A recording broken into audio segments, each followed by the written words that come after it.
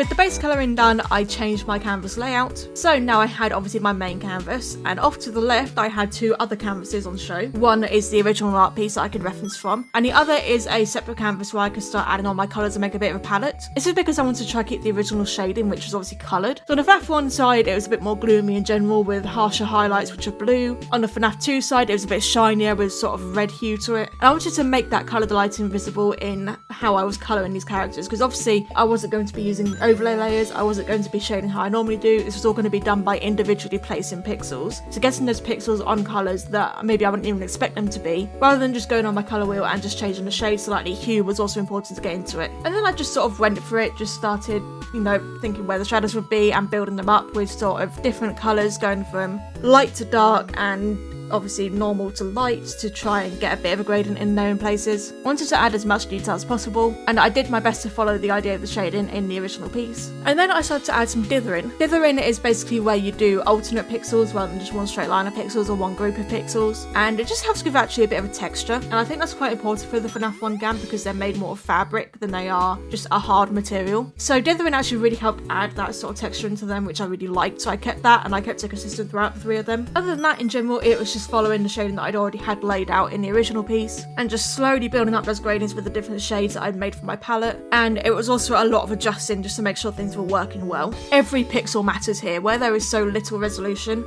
If I want to get detail in that, I really had to think where each pixel was going, and that's why I made the outline coloured so that I could use that as part of the shading and the detail. Because if I made the outline black, then I'd basically have lost a layer of pixels that I could be using to make it look better. A lot of what I've learned about pixel art, I've learned about doing the sprites for Pokemon Infinite Fusion. If I hadn't done any of those, then I would not be doing this right now, because like pixel art is difficult, man. It is actually really difficult. You think it's simple, and it is simple if you're doing like obviously a really cute little simple character, but this style of pixel art where it's a lot more detailed, it is hard to pull off, and I admire anyone that could do it really well.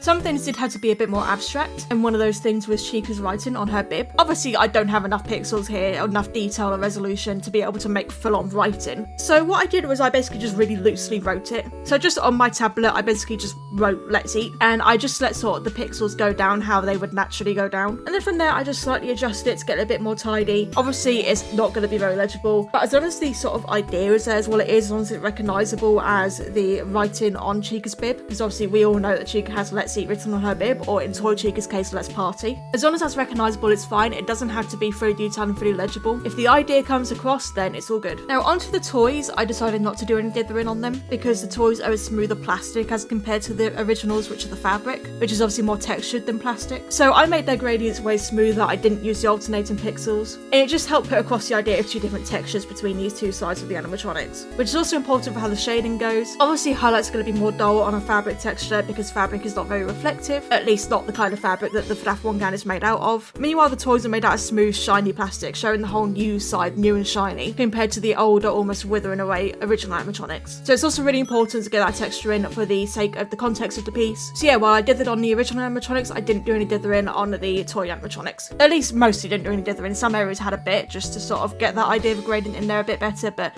mostly they didn't have any dithering. The line work shading was really important in this as well. Like I said before, if I'd made the line work black, then I would have lost a layer of pixels that I could be using. So I used the lines to sort of make gradients as well. I sort of made sure to keep the lines always a bit darker than the actual main colour, just to give the idea of an outline. But in, say, the highlighted areas, I made the gradient of the outlines basically going from a darker colour to a lighter colour, just as the main colour is. If that makes sense, I don't know. Basically, the line art is shaded as well. There's not much else to say at this point, so I will shut my mouth and I'll let you guys enjoy the speed paint.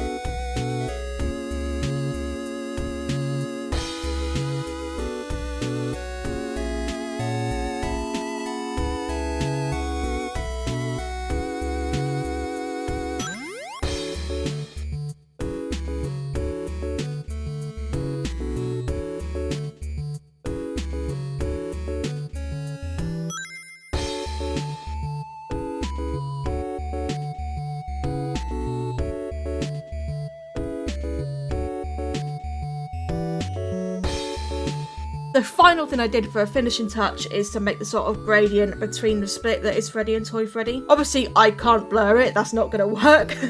So basically, I just did alternated pixels to sort of give an idea of them merging together in this gradient that, you know, separates the two, but also isn't just a hard cut line down the middle. I don't know, I think it worked. I hope it worked. I don't know.